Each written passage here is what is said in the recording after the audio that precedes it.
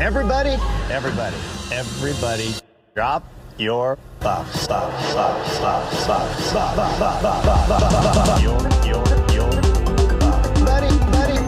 buff.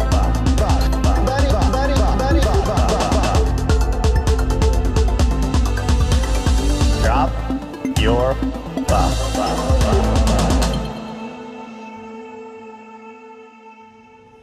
My boys, what would I do without you? This is a dream crew. I agree. This is your 5th time on Drop Your Buffs? It's like 4.5 because you interviewed Parvati at that press junket for the Traitors. Oh, right. Which, like, I don't know that counts, but it was on the podcast, so it's 4.5. Oh, I'm like, wait. Oh, yeah, I remember. That was in your hotel room. Not my hotel room. And Dan was eavesdropping on us. Yeah. And I was like so starstruck by Dan, and you were like, he's whatever. Love the guy, but I mean... I get it. Okay, we have a lot of questions, so let's get this show on the road officially. Welcome back to Drop Your Buffs. I'm Sean Ross. I'm Evan Ross Katz. And we all know Parvati Shallow as the iconic, legendary Black Widow, winner and 4-time contestant of Survivor, the Duchess of Deception from the Traitors, and as mother of the family on Deal or No Deal Island. This summer, she'll be returning to her Survivor roots for a 5th time in the first global showdown of Survivor, Australia versus the world. But there is so much more to Parvati than her ruthless reality TV persona. In her new book, Nice Girls Don't Win, How I Burned It All Down to Claim My Power, Parvati opens up about her unconventional upbringing in a commune, her rise to reality TV fame, her marriage, divorce, and discovery of her queer identity. Part memoir, part hero's journey, part self-help guide, Parvati details how she survived alienation, trauma, and loss. Nice Girls Don't Win is available in bookstores and online now, and in audiobook format read by Parvati herself. Here to talk about it all, in her 4.5 appearance on Drop Your Buffs, is our friend Parvati Shallow. Welcome, Parvati. Wow, thank you. What a plug for my book. Wow. I gotta read that thing.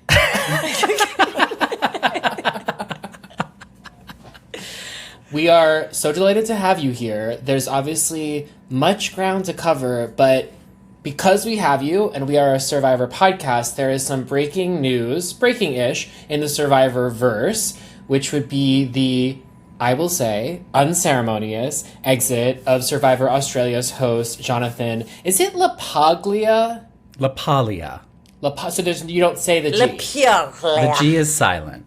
The G is silent. Okay, So you have to. It has to catch in the back of your throat. LaPaglia. Okay. LaPaglia. So Jonathan LaPaglia was announced as exiting from Survivor Australia. Was he announced? Well, he was announced by Channel 10, and then he went a little bit I thought rogue. he posted his reel first, and then Channel 10 was like, "Yeah, I guess we should officially make a statement." That I do not know, but it's interesting because it was announced that his final season on Survivor Australia was the season that you will soon be on. That will be his final season. It was not known that it was his final season at the time. The reaction from fans is pretty loud. People are not thrilled about that, but we wanted to get your reaction as both a Survivor legend and also as someone who played the game under his hostmanship. I know a lot of the fans are in mourning right now. People are wearing black across the globe for Jonathan's unceremonious blindside, I guess we would call it. Look, I enjoyed working with him. I thought he was a great host in that he let us play the game without trying to control it too much or exert any sort of influence over the contestants. It just sort of felt like it was our game to play, which I appreciated a lot. One other point of business before we get into our long list of questions would be, we have not had you on the podcast since your friend and former Alliance member, Boston Rob, had his, much to discuss appearance on the Traitors season 3. I want to get your thoughts. What was your reaction to watching him on the show? He obviously didn't last terribly long, but he made really great television. What was, especially, traitor to traitor, survivor winner to survivor winner? Rob can't help but play that kind of game, like brute force, coming in to run you down with a truck. You're either with him or against him, and it's really fun to watch. And I love watching him like scoop these little innocent, doe-eyed little babes under his wing, like Dylan. He did it with Aaron on Deal or No Deal. He did it with Philip Shepard. Like he knows how to do that, and it's really fun to watch Rob do his thing. And I was so impressed with him at the round table. Like, masterful. Him going up against Bob in the way that he did, and the showdown between Bob the drag queen and Rob was a moment of television history that I think is what's so cool about reality TV competition is that wasn't scripted. That's just Rob being himself with the experience he's had over the years of playing these kind of games. And he knows what works and he knows what makes great TV, and he is going to give us a show every time. Like, how can you not love that? And I think it speaks to the skill set of a really great reality television presence in that, as you just said, it is not a scripted moment, and yet both Boston Rob and Bob the Drag Queen understand that in order to make television, you have to sort of like heighten the emotion, but it's real, right? Like the emotions are real. They are not turning it on for television. They are simply heightening them. And I think that really differentiates the civilians from the legends. Oh, couldn't have said it better myself. Put that on a plaque on the wall. And speaking of legends, you swore on this very podcast, up and down, you would never return to Survivor after Winners at War. You swore it. We got in a fight about it. So imagine our surprise when we see your name alongside titans of International Survivor like Sari and Tony and Shawnee and George and David and Luke. What made you say yes to Australian Survivor? Oh man, yeah. I didn't want to play Survivor ever again. After Winners at War, it was so tragic for me. But then when Australian Survivor reached out and they gave me the context, they said, look, what would you say if we told you you could play the greatest game in the world in 16 days with an international cast? And I was like, I would say yes to that. Like, then it's not even, wouldn't even have to think about it. And then they said it's in Samoa, where I have unfinished business from heroes and villains. And I was like, this seems like fate offering me a hand at redemption to rewrite my story. And if I'm going to play Survivor again, I don't want to play a 39-day game. I don't want to play even a 26-day game. I don't want to play US Survivor ever again because it's not my game anymore. But Australian Survivor is very similar to the style of game that I've played in the past, where they kind of keep it sort of purist, sort of social strategy, grit and endurance, suffer well. Those who suffer well and make alliances and know how to play that style of game are going to thrive. And I was like, oh, and maybe because it's an international group of people, there won't be so many pre-game alliances made that can mess with me in the beginning of the game. So I just was like, the stars kind of aligned for me to do that.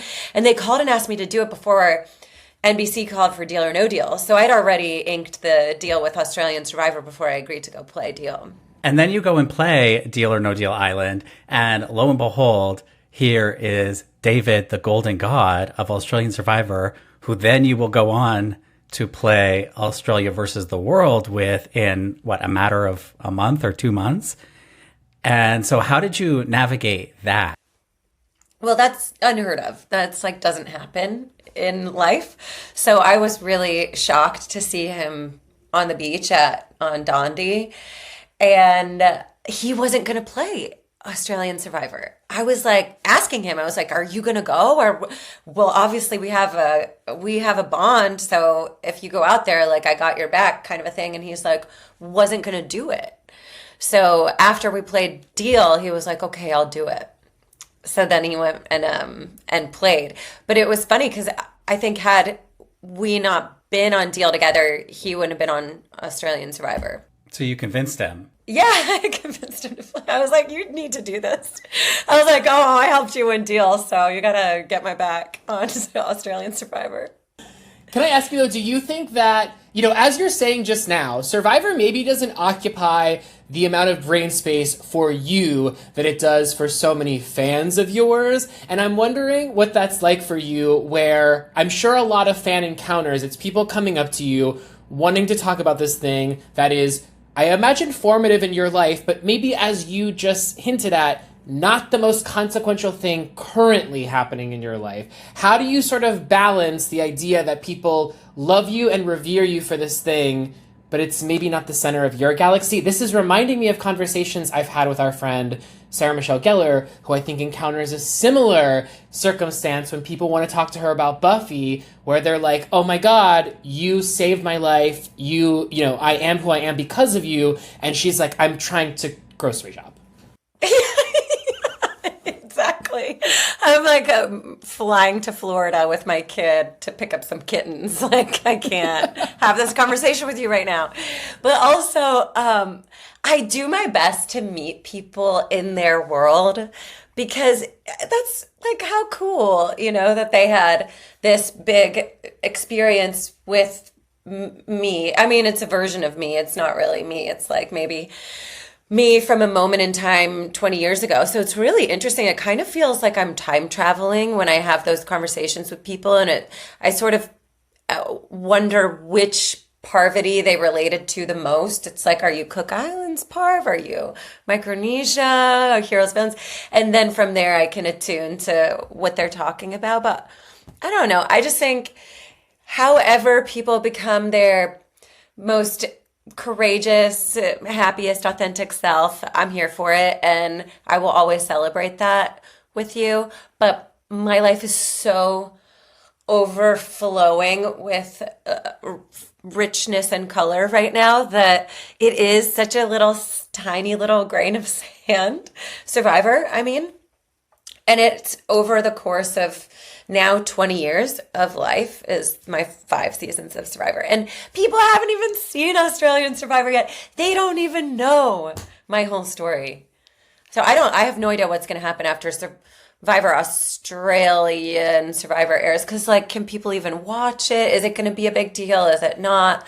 I never really know. So I go out and play. I am myself. And then I release it out into the universe. We want to get into how you talk about Survivor in the book a little bit, because we talked to several alumni on the show about the PTSD they experience from going on the show. And there's some really great stuff in the book around that, sort of what happens to you after playing Survivor. I'm curious if you could talk about what it was like acclimatizing to everyday life after coming back and playing these games. And I'm particularly interested in what the first 48 hours are like after you arrive home, especially from your first several times out there.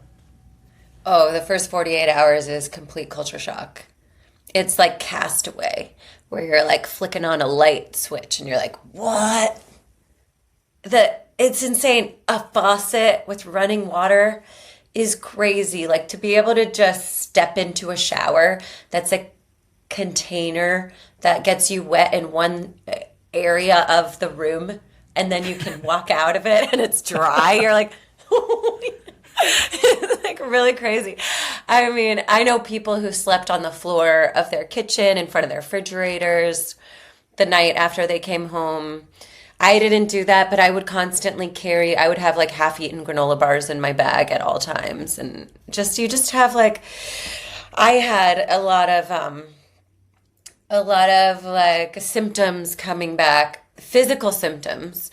The first time I played, chunks of my hair were falling out when I would wash my hair in the shower. Like, I would just lose chunks of hair from being malnourished. And then my body kind of adjusted to it. I didn't lose hair like that the next times I played. So I think each time I played, my body kind of was like, oh, we know the drill here. And it was easier to recover physically. But each time I played, I up-leveled my social game and the psychological warfare that was required to play at a high level. So coming back consecutively, it got physically easier, but psychologically harder each time. So on your first go, you play with Jonathan Penner, with being an operative word, because with somewhat against.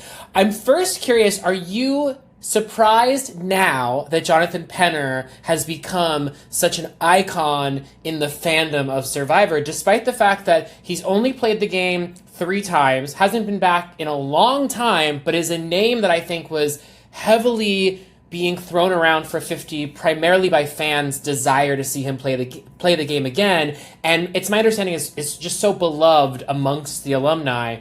Does that surprise you? Not that he would be so beloved, but that if the Cook Islands Parvati only knew that the both of you would go on to be the two big, well, and Ozzy, but some of the bigger names to come out of that initial run. That was clear to me playing the game with him. He's very sharp. He's very weighty. He's very direct. He doesn't back down from a confrontation, which makes good TV, and it makes friction amongst the characters out there. He and I had a kind of a story arc where we bonded really closely in the beginning. I felt like he was a father figure. I wrote about it in the book. Oh, yeah. I was really mad at him when he betrayed me, because it was my first experience of betrayal, and I'd never felt anything that wounding and it made me full of aggression and rage. He's good at that, and then he does his confessional, and he's like, this idiot, this little girl. He's sort of like Tyson in that way, where he's a lovable villain, and also he has this really sad story with his wife after the show, who had MS, and then she passed away. And I think he's just an intelligent, kind of sympathetic character that people want to see. People want to see people like that play the game, because he's not afraid to kind of, he'll let Jeff have it. He'll let anyone on the island have it. He's not playing to be nice or to be liked. And I think now a lot of people do play that way, where they're managing the public perception of them as they're playing. And he doesn't do that. And I think fans and audiences can smell authenticity, and they want it. We crave authenticity. We want people like that. Yeah. Well, you mentioned this betrayal, and just for context for people that don't know, this came when you felt betrayed when Jonathan voted Nate, who was, who you were in cahoots with at the time, out of the game. In the book, you write about the fact that rage didn't just stay with you for a few weeks, a few months. You say that it stayed with you for years afterwards. And yet, you would go on to harness the power of deceit and betrayal to become one of the greatest players of all time in your subsequent appearances on the show. So I'm wondering how you went from, if we may call it a naivete at that first time out, and you harness that to become this cutthroat Black Widow gameplay that we all know and love you for, and that happens within the span of a year and a half. So can you sort of talk about that psychological journey? Yeah, I played Cook Islands totally naive. Had no idea what the game was, didn't understand it was a cutthroat game of manipulation and deceit and betrayal until it happened to me. And then once it happened to me, I felt it, I experienced it, I internalized it, I reacted to it. I was very open with my reaction. And then I watched the show, and I was like, oh my God, there was so much more going on than I had any idea. And what a lesson. And then when they called me to go back, I was like, yeah, I'm going to win. I knew exactly where my downfall was the first time, and it was being so naive and trusting. And I was like, well, I'm not going to do that again. So I'm going to get them before they get me. And that became my gameplay, thanks to Penner. But then when you do take control and you win Micronesia, you talk about feeling guilt and shame at the backlash, not just from fans, but also from players. You talk about Ozzy and how he sort of tried to humiliate you at the final tribal council.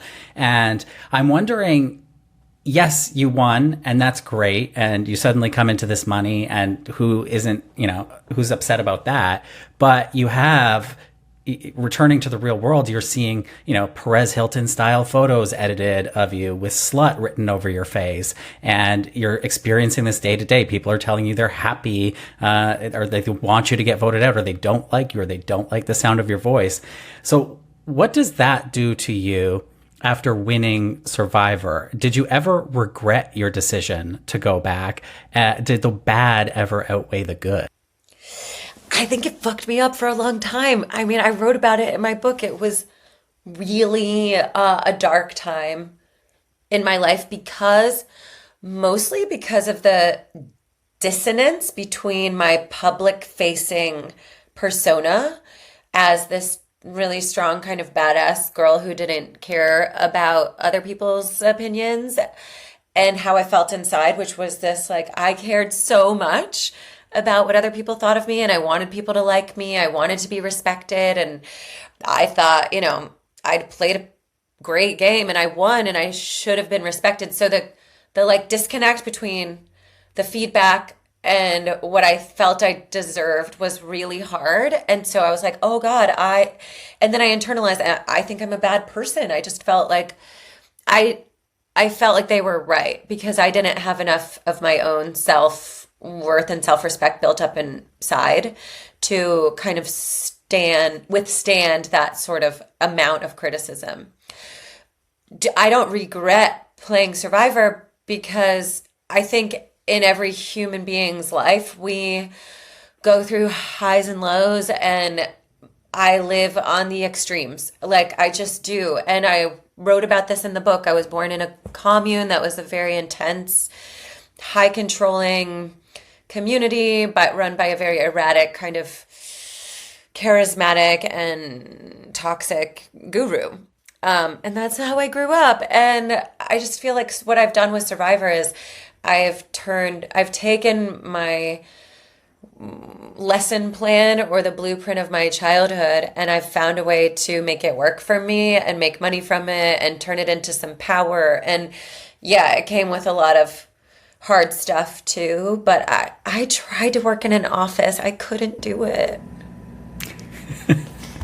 Let me ask you, because, I mean, Sean and I know you, and we knew this aspect of your background. And actually, funny enough, Parv, you and I have a mutual friend who you actually grew up with, Chun, yes. Who I remember when he first told me about knowing you and how he knew you, I had no idea about this part of your past because... This happened, like, right when we first met, right? Like, you found out... You were interviewing May, you had Chun. It was like so many stars aligning. Exactly. But what's interesting, and you really lay this all out in the book, but this is not part of your Survivor story. And if you were to be on a new era edit of Survivor, they would literally, your first confessional would be you laying out exactly what you come from and how that made you into who you are today.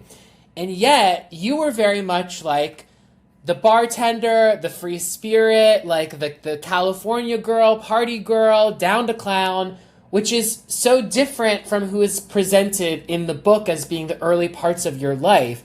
And I'm wondering, is that what you make of that? I mean, like, was there a part of you that knew that you were eventually going to tell the story when the timing was right? Or was this something that you kind of saw yourself wanting to be a part of your past?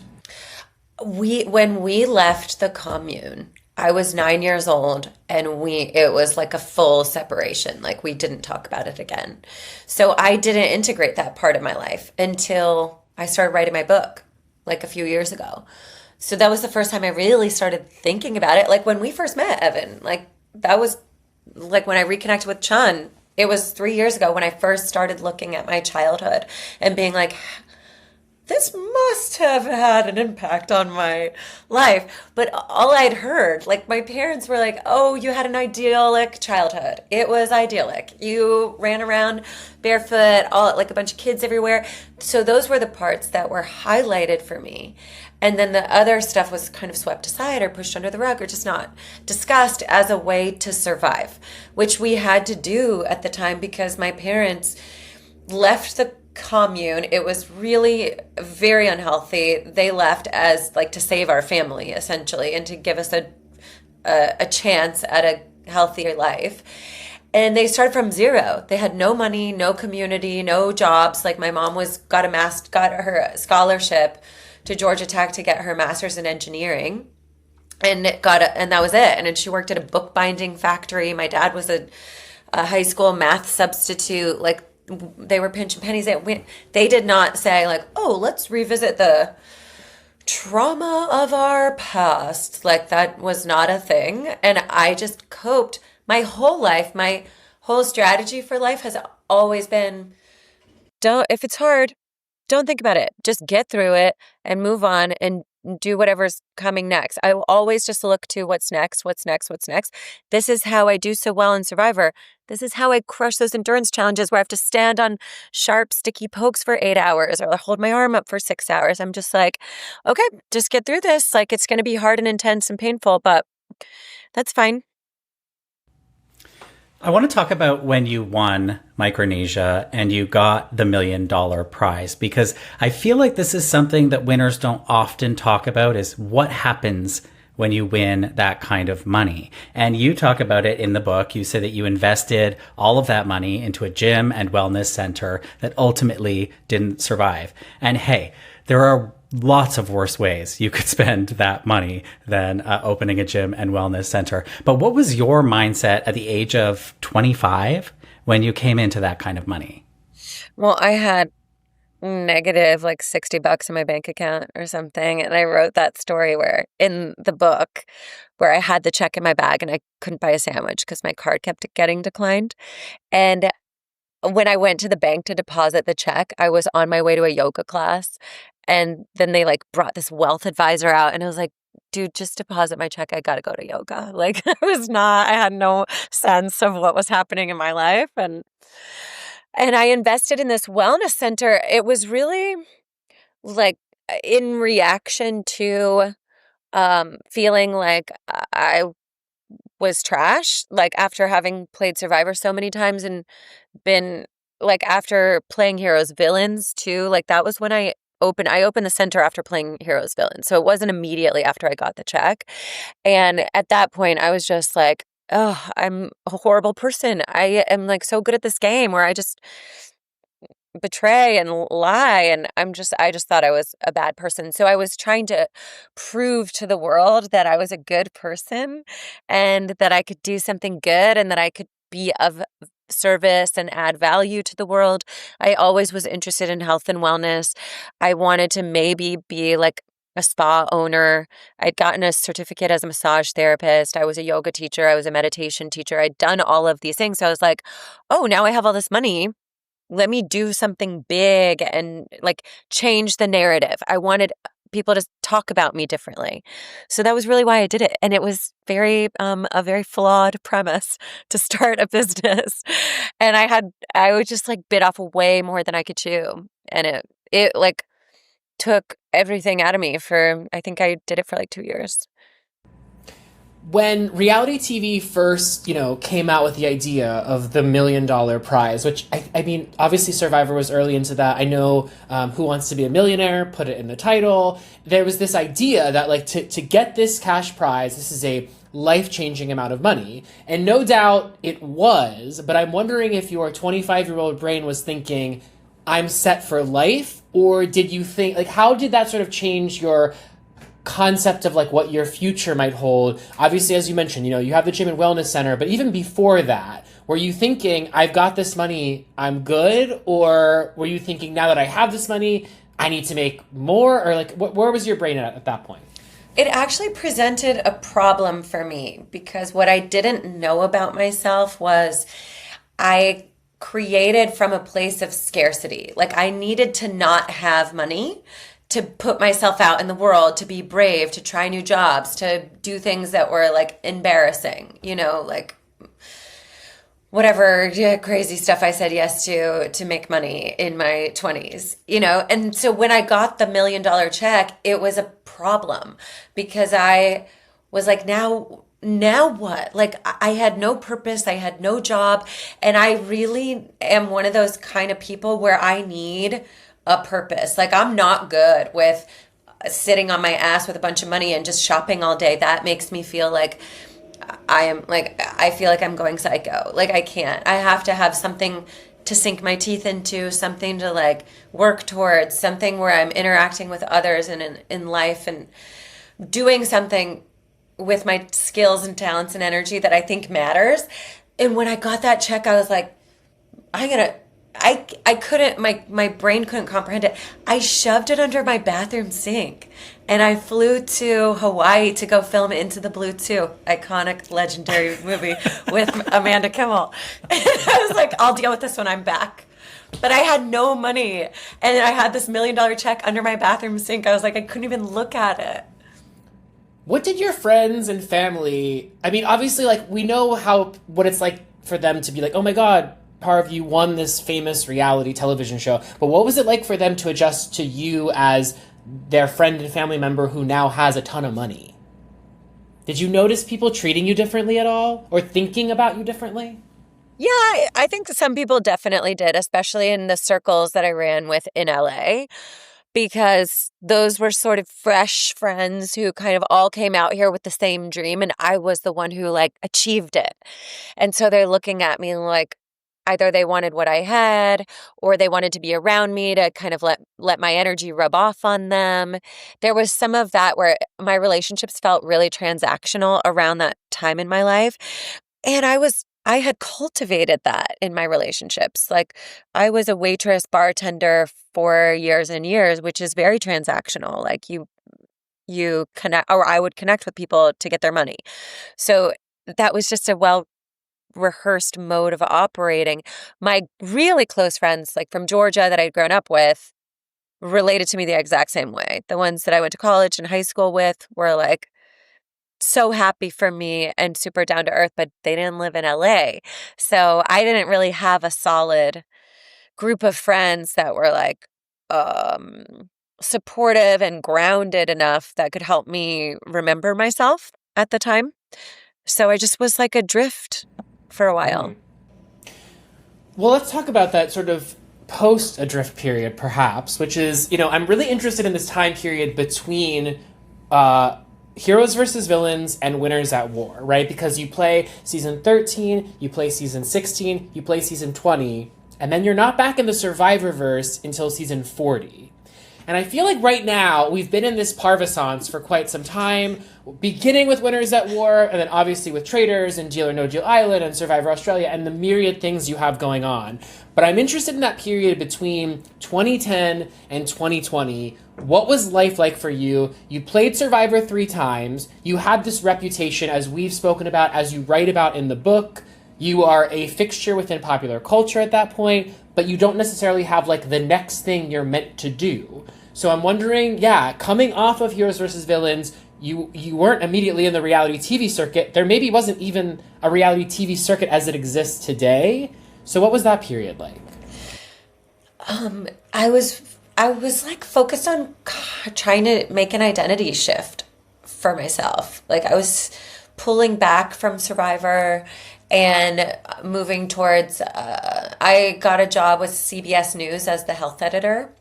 So I met John, who was from Survivor. We moved to New York. I started working at CBS News as a reporter.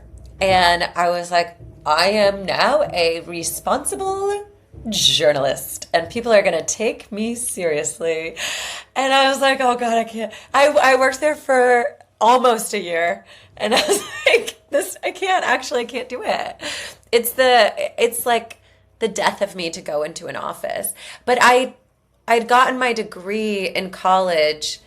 I'd gotten my degree in journalism and public relations. And I was also interested in psychology. So I was like, let me try my hand at broadcast journalism. This feels like sort of a second chance sliding doors moment where I can kind of do something that I originally was going to do out of college. So I gave it a go. But like really nothing was sticking. And then I did a ton of yoga. I was like teaching these classes for $6 a class at this yoga studio in New York City. I started life coaching, and that actually ended up being what I ended up building my business on once I got pregnant. And that changed my whole life because I started my own business that I ran myself. I recruited my clients and I was in control of my time. The amount of money I made was on me and I was really helping people. So I would be sitting in having these conversations with people and serving them, and everything like hard and bad about my life would go away while I was helping these other people. So I was like, oh, this is actually really therapeutic for me. And I made like a really good amount of money doing it because it worked for people. So that's what I built my career on. And then when I was called to go back for 40, that's what I was doing. I just had a baby because I'd been focused. I want to have a baby. I was like, maybe I just want to be taken care of by a man. Maybe I just want to be supported by the patriarchy. Like, maybe that's my life from now on. I mean, obviously, it's a load of shit. Like, it doesn't actually work. So you can't outsource your life to a man. Surprise. I'm still just shook by the concept that there was a time in New York City where you could have walked in and taken a yoga class where you were teaching the class. Like, that's just earth-shattering for me. But I know. Why didn't you? You know. But maybe I did, though. Like, there's a world in which maybe I did. Yeah, you didn't even know Survivor then. This is true.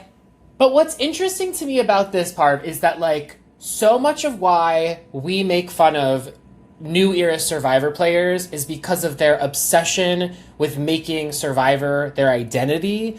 And you're talking right now about this period after Heroes versus Villains where you're not only not doing that, you're rejecting that identity that might have been foisted upon you, and also wanting to define yourself on your own terms and not have this show be your defining thing. But I imagine at that time there were a lot of efforts by outside forces to have you be the woman from Survivor, the Black Widow. What gave you that wherewithal to reject what I imagine were some opportunities to lean into Survivor in ways that sounds like you didn't?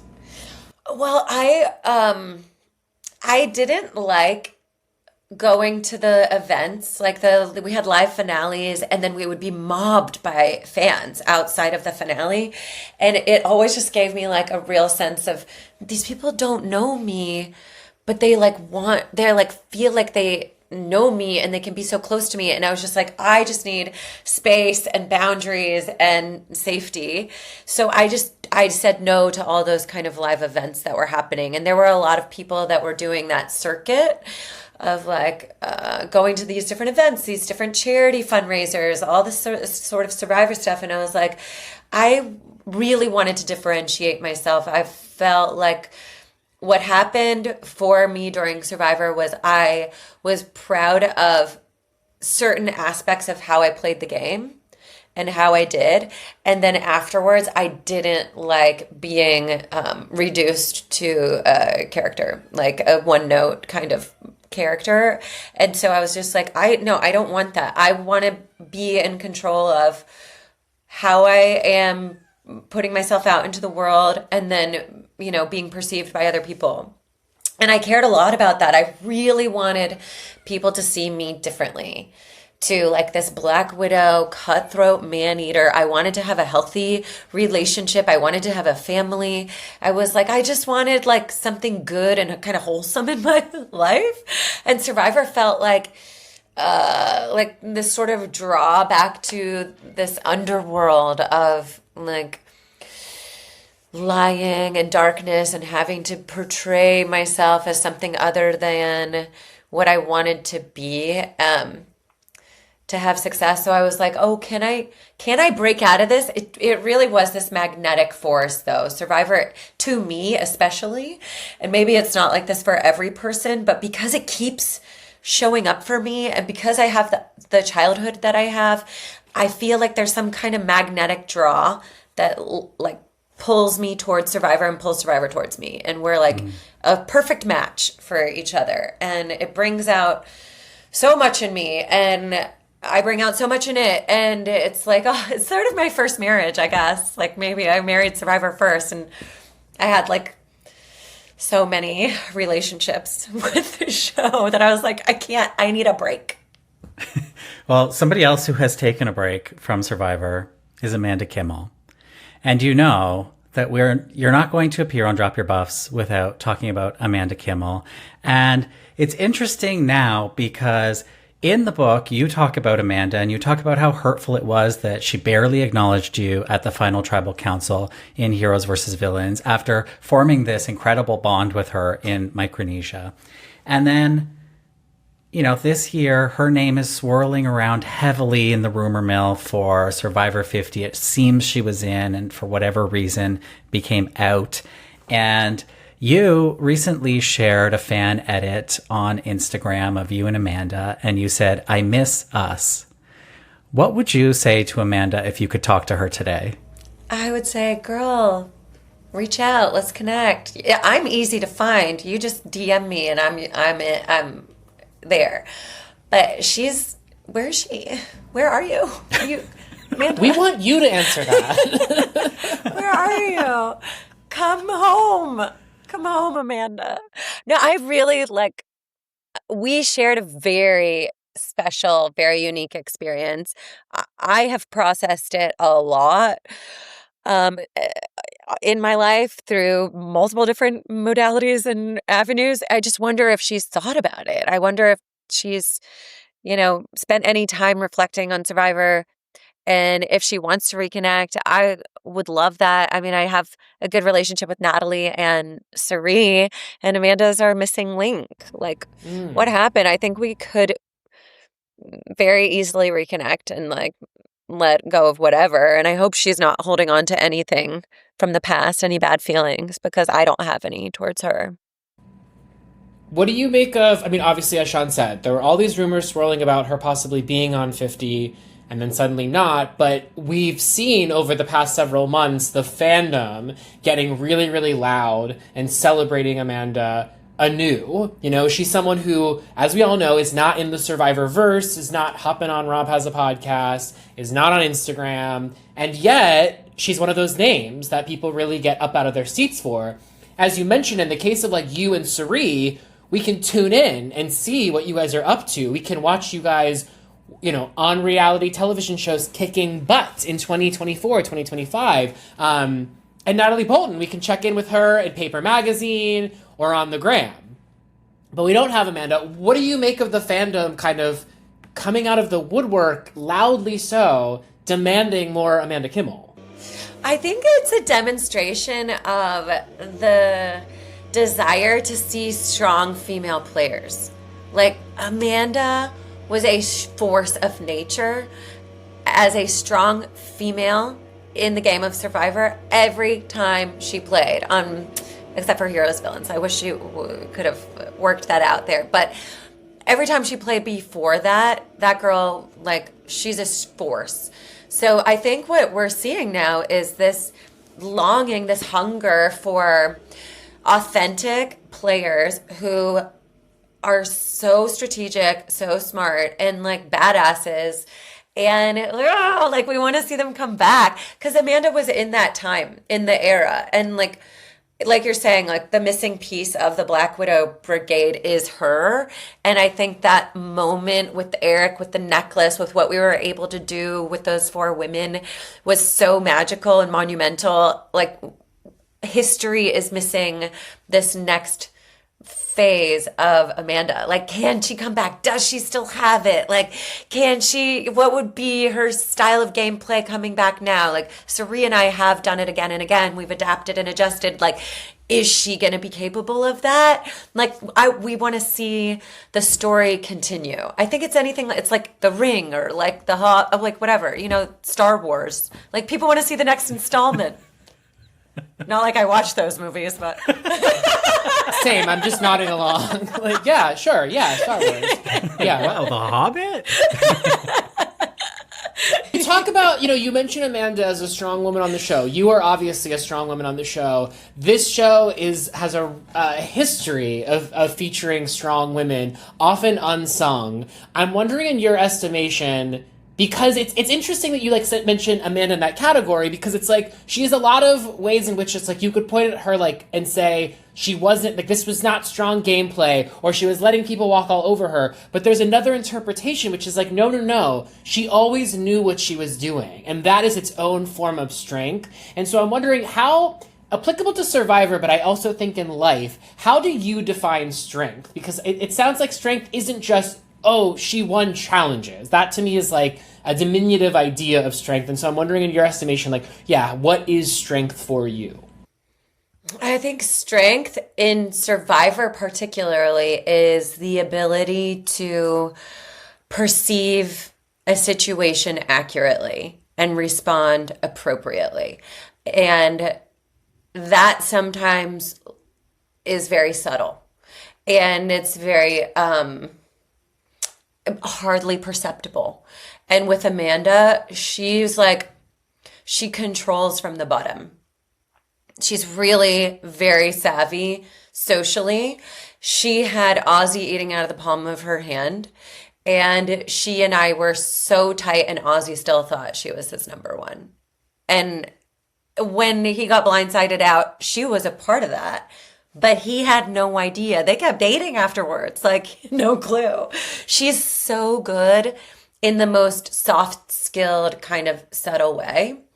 And I think that that is really hard to portray on a television show. It's hard for people to pick up on watching a television show because people perceive a character based on how they talk about themselves in confessionals. And if she's not owning her game, then she doesn't have a game.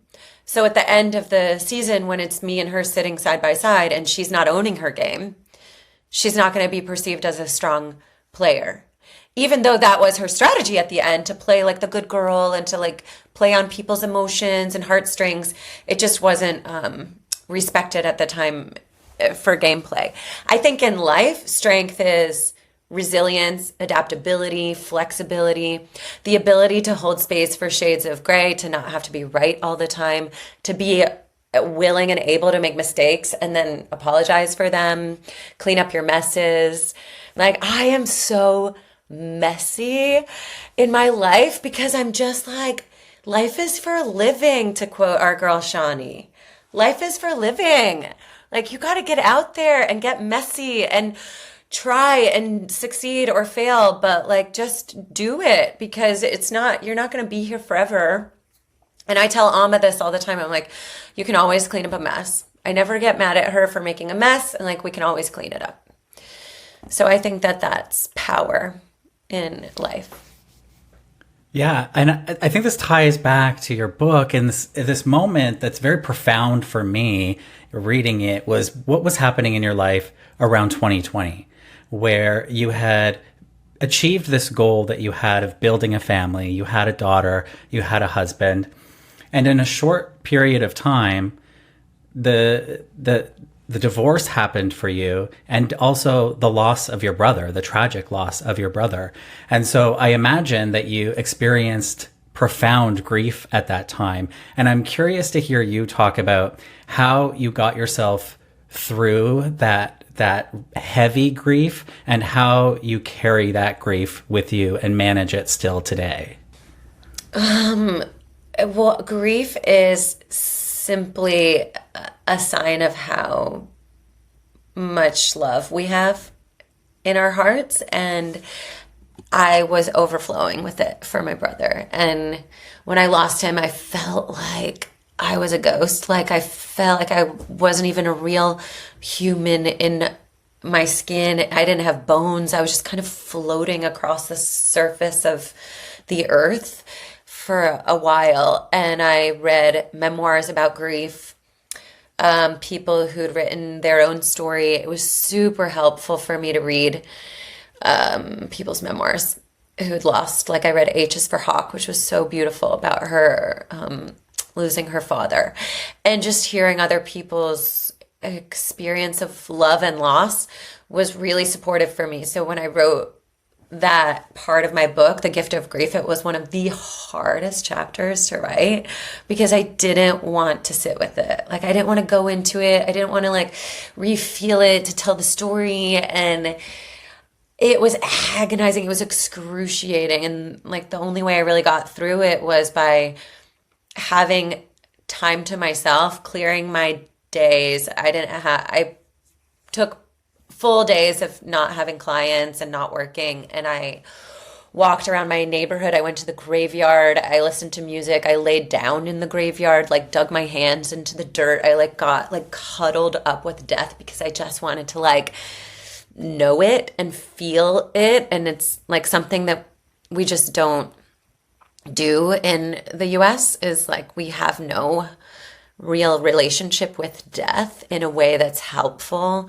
And I needed that. So yeah, it was like so gnarly, but it fully, like letting myself fully feel like that. I had never done that before. And it was like life was like, you can't escape this because guess what? Like my brother died, and then I wanted to get divorced, and then John, my husband, was diagnosed with cancer. And I was like, oh my God, like, is he going to die in the middle of a divorce? Like, can I do that? So it was just like loss after shock after loss after shock. And all I had no choice but to step into it and just let myself be worked by that experience. You know, I'm so curious because you're talking about your experience within grief, reading about other people's writing on grief. And now you are in this position where you are now the person writing about grief, and people will be experiencing their own grief, finding a catharsis perhaps, or even just, new information about how to process their own experience through your experience. And we've talked, in this hour about fans coming up to you and talking about Survivor. I am curious what it's going to be like for you when people start to approach you and specifically reaching out about having read the book and the passage about grief and their proximity to your story and how that will affect you. I think that's a huge variable right now ahead of the book coming out, because obviously people are going to learn so much about you that they don't already know. But I think this particular passage is something that's going to approximate people to you in a different way than you've ever experienced. Yeah, it was super vulnerable writing that. And I shared so much in the book. And I thought about like, oh, there's some things that I wanted to keep really precious because they're so close to my heart. And that is like my grief is that. And also like falling in love with May was also like a golden bubble like that. And I was like, if I don't share these stories, then the book is not complete. And so I chose to write them and share them as an offering to really myself at the time when I'm like, I really needed this kind of emotional support and someone to be this brave and honest. So I'm going to do it. I'm going to give that like as if I'm giving it to me at the time that I needed it. And then I'm going to give that to other people because it's just, I think stories are the way that we heal, the way that we connect with people, the way that we learn is through other people's stories. So I was willing to go there and share that stuff because of that reason. Well, I want to ask more about that because you talk about coming out of this period of turmoil in your life, and it seemed to me a sort of veil had been lifted, and all of these new opportunities and new ways of living and new ways of loving opened up to you. And in that moment, you meet May and you step into this queer identity that you hadn't really tapped into previously. And in the book, you sort of remain vague about the status of your relationship with May. Can I ask where the two of you stand today? Of course you would ask that, Sean. Guys, actually, I'm sorry. It's 10:57. I have to jump. I have another interview right now at 11 my time. So I'm just going to leave that hanging. Don't do that.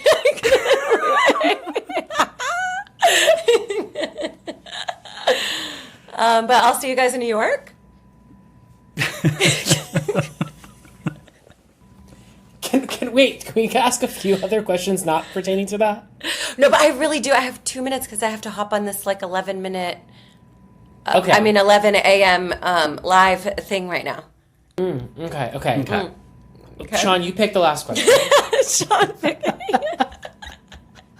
Okay, we're currently working on our hottest women of Survivor list. Wondering if you can give us one or two names to throw on there. Oh, hottest women of Survivor. I'm going to go with Jerry Manthe and Abby Maria and Courtney Yates. Okay, last question. We all know, we can perhaps surmise who you're rooting for on Survivor 50, but this is Drop Your Buffs. We like to stir the pot. Is there anyone on Survivor 50 that you're rooting against?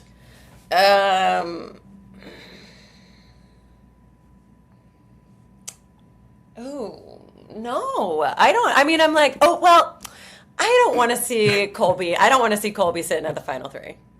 Sorry. Okay. I'm sorry. I said it. It needed to be said. It needs to All be right. said. Okay, thank you so much, Parvati, for answering She's gotta go. almost She's all gotta of our go. questions. I encourage everybody to go check out the book. I will be checking out the audiobook after already having read the book because I can't wait to hear it in your own voice, and encourage everyone to do the same. And people can catch you on tour, right? Yeah, I'm coming to New York on July 8th. We have a big drag show. Oh, yeah, I'm seeing you next week. Yeah, that's what I'm saying. I'm going to see I you in want New to York. come. Yeah, Wait, come, Sean. Why don't you have your ticket booked? Come, you can stay with Evan. Yeah, I agree. Great, amazing. Okay, we'll see you next week. People can see you on tour. We'll link to all of the appropriate links for the audiobook and the book and the tour and all of that stuff. Thank you so much, Parvati. I love you guys. Thank you. See you Love you. soon. Bye. Bye. Love you. Bye.